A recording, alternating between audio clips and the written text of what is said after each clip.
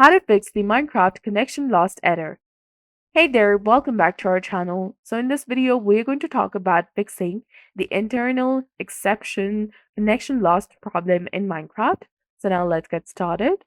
First of all, try configuring the Windows Defender firewall. For that, go to the Windows search bar and type in Windows Defender Firewall. Select it. Now tap on Advanced Settings. Give administrative privileges. From the Windows setup here, tap on Inbound Rules and then tap on New Rule. Select Port and tap on Next. Select UDP and in the specific local ports, type in 49152-65535 and tap on Next 3 times. Select in the name field, enter Minecraft and click on Finish and you'll be done. Step 2. You need to try configuring your network adapter settings. Go to the Start menu again and search for View Network Connections. Select your Wi-Fi. Go to its properties and give administrative privileges first.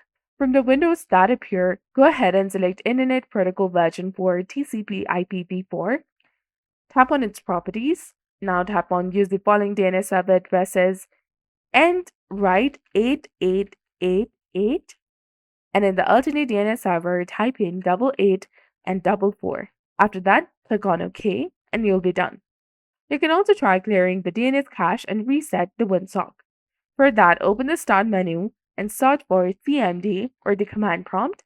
Simply run this program as an administrator and then type in ipconfig/flushdns and hit enter.